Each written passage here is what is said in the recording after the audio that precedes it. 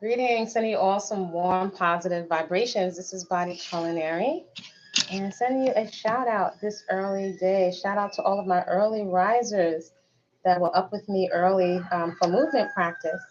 So, movement practice for now is over. We've got so many more projects. I still have sweat on my heart rate monitor. It's still wet on the inside, so we're gonna rinse that and put that to the side. So, I have a question for you this morning. I'm still cleaning up from the early morning workout. I've got weights on the floor, exercise equipment. It's time to make some juice and then get out to the garden. We've had so much garden work. So let me know if you can hear me. Put a flower in the chat if you can hear me. But I wanted to come in and have a discussion. I wanted to know how do you all do it, right?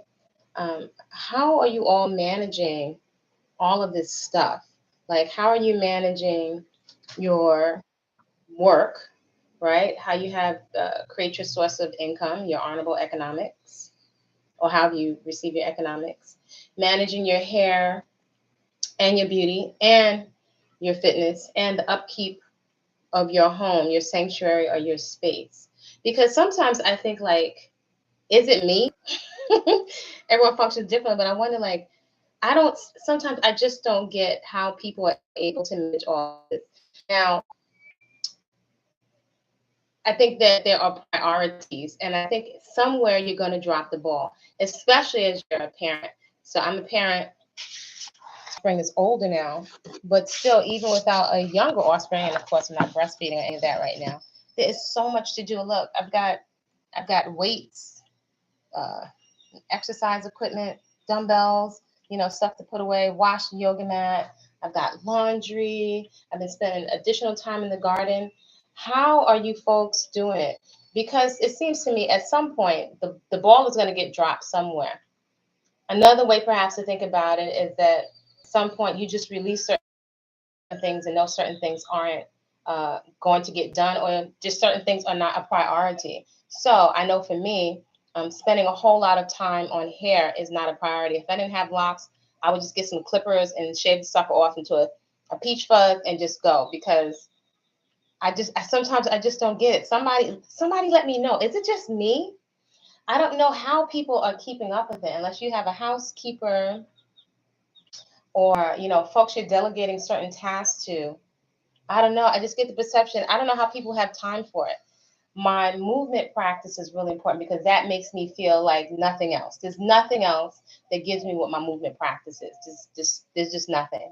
The garden is definitely a priority because of the way it makes me feel and the sense of accomplishment, and there's beauty in there for me to enjoy. And then I have to have healthy food. I don't know about y'all, and I'm talking about time, but I am in my wisdom years, right? I'm in my wisdom years. So I'm in my 50s, right? So, but I've always prioritized time. And y'all let me know, how are you managing it?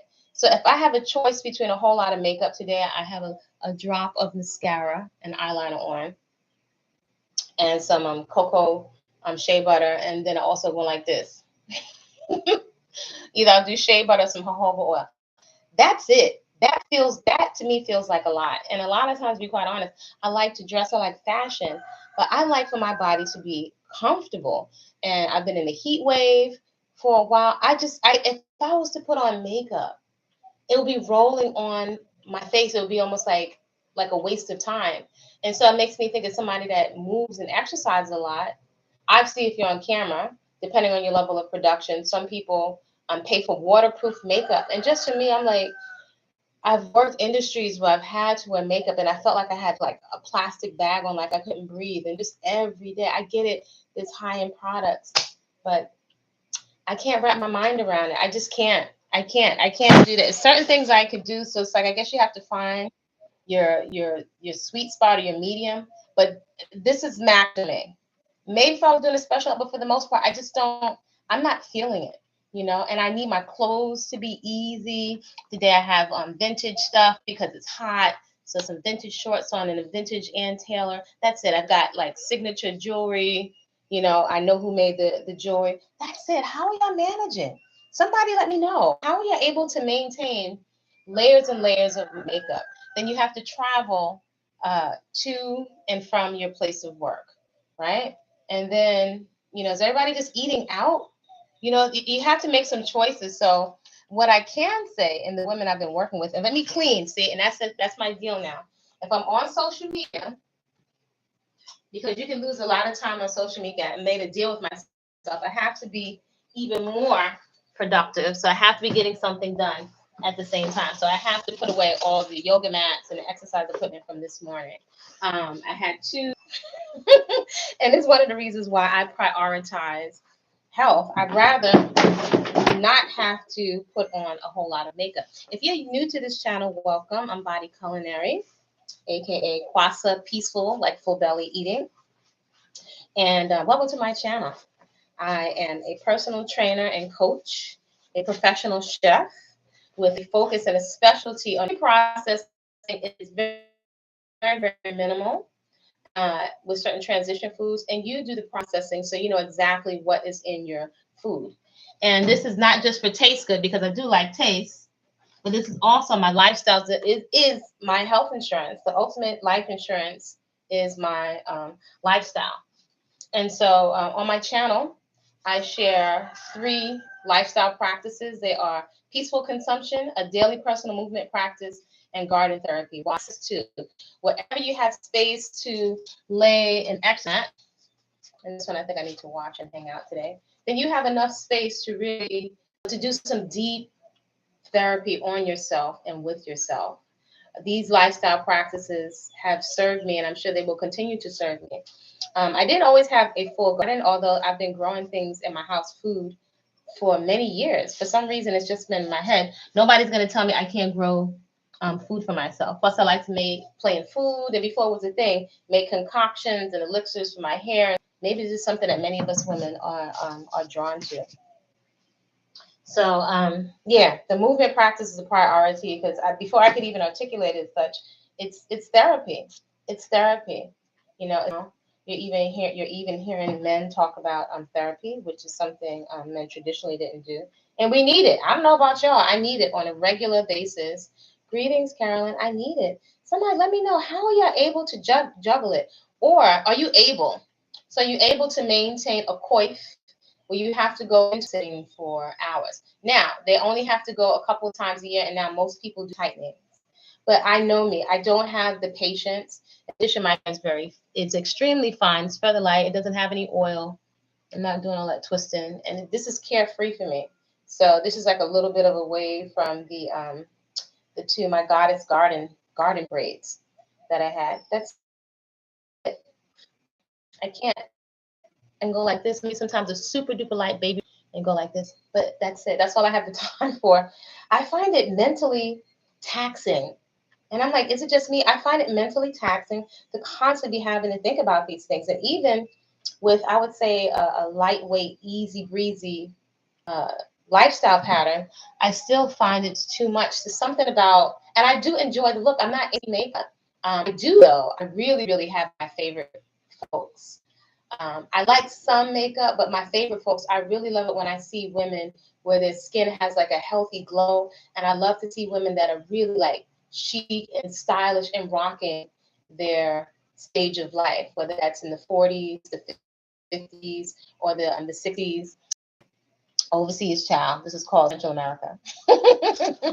So hopefully you can hear. I think my Bluetooth may be on. Put a flower in the chat. You can hear me at all. Because I just thought I'd come on for a little bit as cleaning up from exercise today. Because I'll be honest with you, this morning was one morning, last 2 mornings, I will admit, and it's rare, I was feeling like I was dragging. Yet I had a teeny tiny bit of a headache coming, which is a rarity for me. So that meant I've really been pushing to get my garden overhauled yet again, and to welcome some folks for a retreat. But I will say I've been every day in the garden after the workout, and I felt like lagging. So whenever I start to lose my motivation for working out, that usually means I'm a little overtired, right? So I could use some more sleep. Though I'm going to do the responsible thing and get up early. So I was feeling like tired. I didn't want to work out. I didn't want to do my movement practice. I could hear my brain trying to talk me out of it. But I knew once, I know for many, many years, if I do my movement practice, I'm always going to feel tremendous, tremendous afterwards, which is a fact. So I feel like I had a cup of coffee without coffee just from my movement practice. And that is something that is consistent. That's why I can tell you I have never, ever regretted a movement practice, ever, ever. That's something I never, never regret. Now, if I was overeating some food, I don't eat junk food anymore, but it's cutting in and out. Oh, no, that's what we got to work with. So I can tell you there have been foods, even healthy foods, that from time to time, I would regret if I ate too much of it or if I ate too late. But I have never regretted a movement practice. I never regret eating healthy. So y'all let me know, how are you managing? Are you able to manage, or are you able to manage the hair and your nice outfit like it's like an 8 to 10, the way you like it, right? Without breaking the bank. Are you able to maintain your fitness? Are you able to maintain a really beautiful home space? Are you able to maintain your children if you're still managing and raising children? Or if at some point you drop the ball, where do you drop the ball? That's what I'm curious to know. Because in my experience, the ball that usually gets dropped is your personal care, in particular, your movement practice, your healthy eating, and your garden. And which is interesting because those to me are the most deeply rewarding, the most beneficial in terms of giving you personal results. Those are the areas where you get the most back for yourself without you going to buy more stuff. The time that you invest, I cannot think of any other area where you really get something back significant. So let me know, where is it that you find the ball gets dropped from trying to manage all of these things? No shame, no right or wrong. But if you look back and you do a personal accounting, does your ball get dropped when it comes to your movement practice, right? Or going to the gym or your fitness? Does that, look down at your midsection or, at your body in terms of, not in terms of judging yourself or what you look like, but in terms of your health and vitality? Do you have some objectives 5, 10, 20 years? Are you on track for where you need to be in terms of your health, and how are you measuring that? So I know from working in food and nutrition and working a holistic health center and being on the receiving and on the other end of people that are having consultations that have had all types of life-threatening diagnoses, surgeries, and so on. Fitness is a priority. It's the best that I can do for health insurance, right? When it happens, it's like my insurance. I have some wiggle room. In addition to my food, in addition to my garden, I cannot think of anything more important. So there are certain things that I move around, or I have recirculated resources being time, money, for soil, for seeds, every now and then a helper to help move stuff for trees or carpenters. I have taken resources and reallocated them according to my priorities. So lifestyle, specific movement practice, peaceful consumption, that means food. I like fresh food. So if that's more for mangoes or strawberries, there are other things that I don't eat. I don't prioritize going to restaurants. I have for years. I'm a chef. I make sure I can make really beautiful food for myself. So let me know, where's the ball getting dropped? Where have you dropped the ball? Somebody let me know, where has the ball gotten dropped? And where do you make significant investments, right? In terms of money. If you had to do a thorough accounting, you bring in an auditor, and you had to account for clothing, new clothing, your movement practice, or a trainer, or classes, or education, is that deposit for yourself, for the 401k of your health and vitality, movement, and performance. Do you invest in that regularly? Are you cheap? Do you go cheap when it goes that way? Which is not wrong, but do you go for the no frills, or you don't care if it's GMO or whatever? And none of it's wrong because there are stages. But where do you find you invest your money? And when you do an accounting, do you feel like you invest appropriately according to the results that you desire? Are you investing enough time, energy, attention, education so you can get the specific results that you desire? Is that affected culturally, around your beliefs? Is that affected by, your job or your image. And then again, how do we have an image to protect that is only with clothes and makeup, and we're not taking care of the health of our body? So let me know what y'all think in the comments. I'm about to get over here. I have several tasks to get into. Let me put away the rest of these weights, and I'll be walking by my pull-up. I have 3 areas now, right? When we talk about priorities, I have in my garden, in another room, and over here I have 3 areas to do pull-ups. So that's my mindset in terms of priorities, having play space in places I can get into action and be physical on a regular basis, right? That is my mindset and a priority, in contrast to waiting for New Year's or until I get a gift, or having to make a whole big decision yet again to get started. That is, I find it mentally debilitating, and I also find it non-beneficial in terms of getting specific results. And I usually find women, most women, especially if you're no longer in college, if you're no longer competing, right? And if you've had children, it becomes much more challenging to maintain and sustain results. And if you're approaching menopause, it's even more, or in menopause, even more challenging. So I really feel passionately. I wish more women knew or forecasted what's coming down the line, what's coming, what's up ahead that I'll have to contend with, whether I'm married or I'm single, with the different phases of my life, whether you have children or not, the different phases my body's going to go through. Understand how challenging it is to put on muscle, to maintain muscle, so we don't have to be dieting and fasting and be so anxious when it comes to our health. I wish that more women knew what lies ahead for us. Even some women, what happens later if spouses or partners pass away. Have you made provisions for what your body is going to go through in your brain? If you look at the type 3 diabetes, which is an extension of type 2, are you thinking about what you will need for your body? So I would say much eating habits that led to health issues now consider, I don't know if last comment, but much eating habits that led to health issues, right? So imagine if we knew so much before. I would say that I have intentionally sought out information and was exposed a lot early, but I also exposed myself. Somehow I prioritized health and researching, experimenting, investing my money from a young age, because I could see what was coming for me with my grandma. I could see the needles. Had she been alive longer, they might have amputated her legs.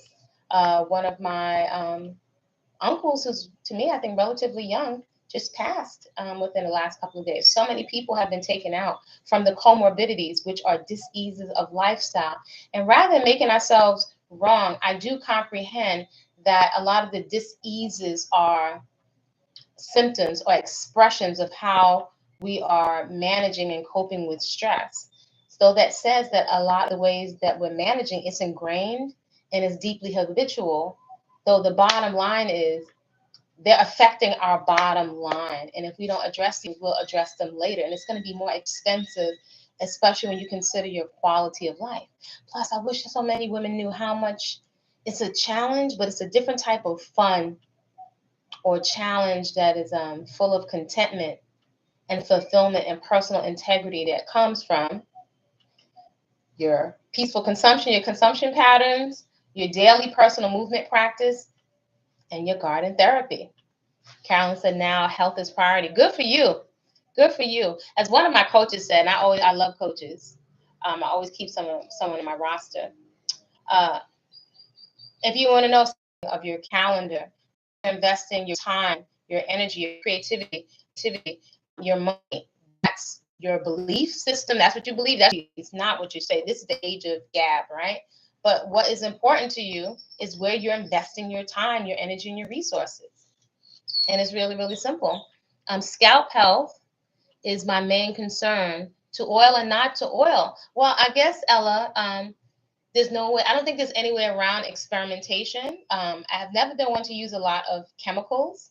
Way back when I was doing double strand twists, I used to use black styling gel, and then I came off of styling gel to just use my own concoctions, aloe, which I could always get big aloe from the fruit and vegetable places where I would purchase fruits and vegetables.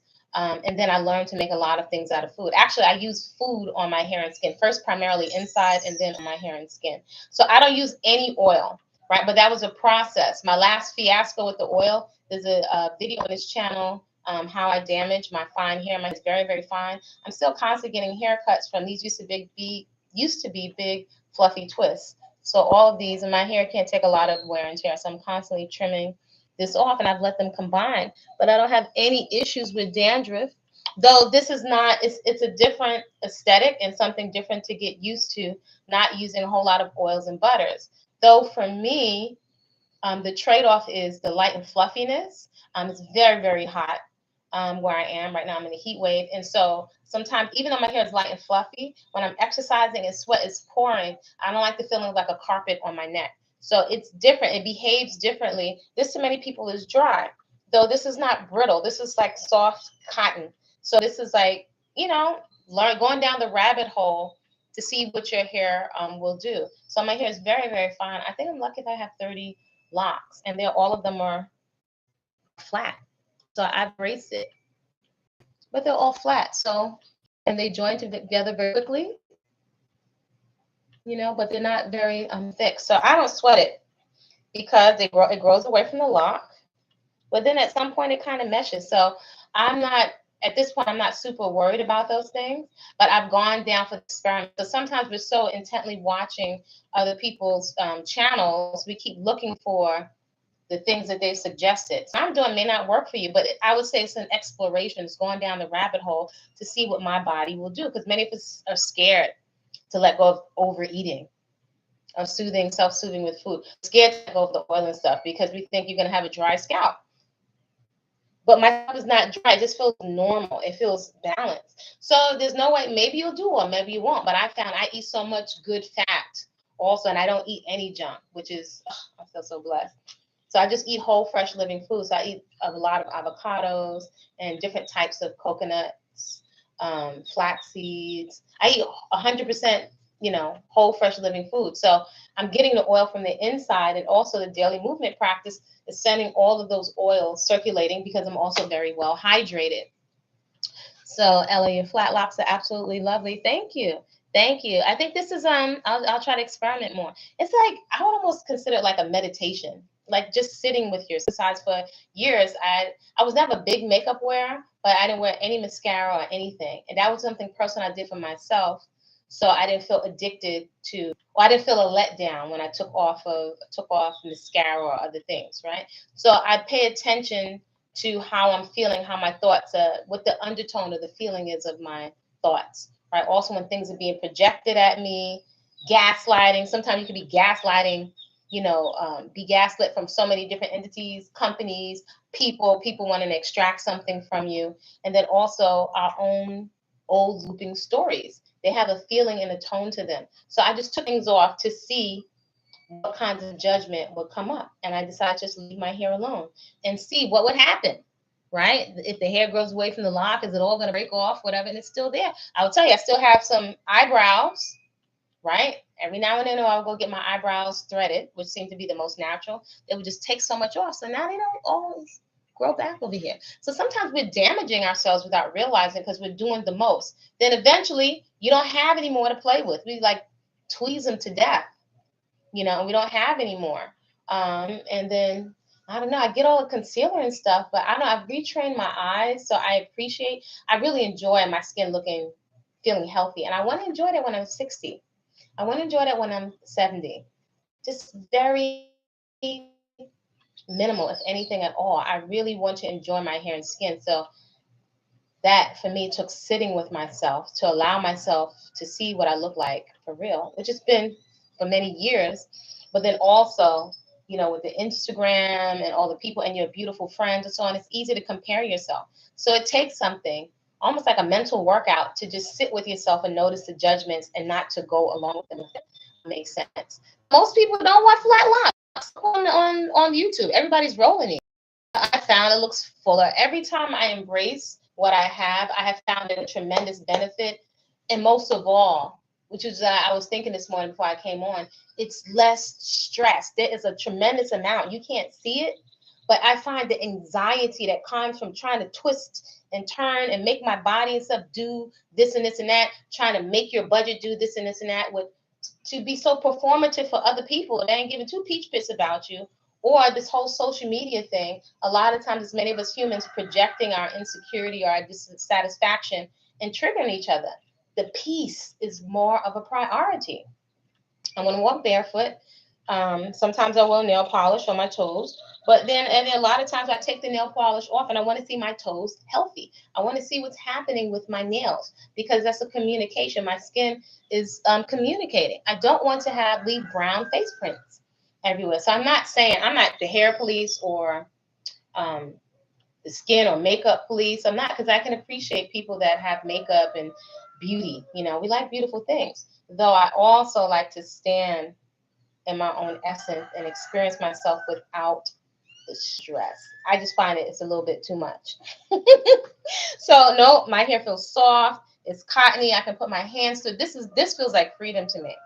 Freedom. I can feel when it has more sebum.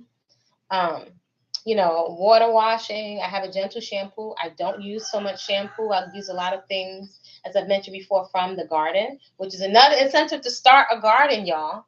And so a lot of my young flowers, vintage clothes. I mean, just think about this. Go me here. Vintage, not spending all your money on clothes.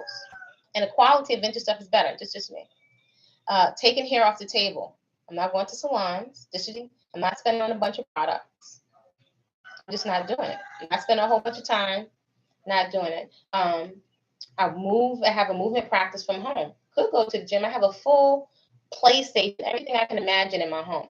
Then for my kitchen, I have everything I can imagine to play with my food, and then I can grow stuff in my little beautiful Afro flower garden. It doesn't get any better than, you know how much stuff I've taken off the table? I've taken it off the table, and it has served me. It is like an investment. It's an investment. Taking all of this stuff off the table to free up a lot of mental, emotional space for women who are just under so much stress. It's like some of the things that we're medicating or we're going to people to speak about, to talk about. When the hour's up, you got to go. See you next session. But imagine just giving access to ease and relaxation, giving that to yourself. The other areas, the things that I'm listening to. You know, there's all these channels with femininity and divesting. I often wonder how come we don't divest from the majority of the music. I have a long time ago, because it's just not quality. It's like awful, cheap junk food, right? It doesn't make you feel good, doesn't make you feel safe. You got to ask that. I don't know. I find it extremely unhealthy because it's an intangible, but it affects us so deeply, what we get past and what we allow in our environments. How come women divest from the music industry? Anyway, let me jump up off of here, send you all some warm, positive vibes. If you didn't get up early enough for the Friday AM community class, it's on, today it's on Facebook, and I believe it's on Instagram. So you can catch the replay if you want to replay it back. Eventually, those workouts will be funneled to the Body-Culinary website. If you're interested in joining Sunday's live coaching for whole living foods and fitness as a lifestyle, cutting the guesswork out of why you have the results that you have, reach out to me, info@body-culinary.com. If you're interested in any of the workshops or community, reach out to me and let me know exactly what you're interested in. Please have an avatar, a way I can recognize and vet who you are. Vetting, again, for me is a priority, that I understand who I'm communicating with. And it's time. And sometimes I think of like, why is something about the internet like that? Like, I don't know. I don't know if I'm going to be distasteful, but just there's something unappealing. It's a tremendous opportunity to communicate with all kinds of people, but there's something about the internet that just doesn't rub me the right way. And every now and then in my quiet moments, I think about what it is. It's access in one way to a wider communication and the possibility of community, but then also for random people to have a sense of entitlement and coming into your personal space and the demanding tone of questions that it never sat and it doesn't sit right with me, right? So I like healthy respect and boundaries, especially with strangers. Like the tone when people make demands of what they're asking personally, that's become very normalized. Somehow it doesn't fully sit right with me. I like respect, and I just like respect, or just a certain kind of feeling when I'm relating to someone. I like care and healthy intimacy, and intimacy comes after boundaries and after a vetting process. So that's very important to me. It may not be on most people's. I think if I was a man, it would be important for me too. Hopefully that's important for men and women today. A vetting process before you let everything random into your psyche, into your affecting your mood and questioning you or gaslighting you, making you second guess yourself. That doesn't feel right.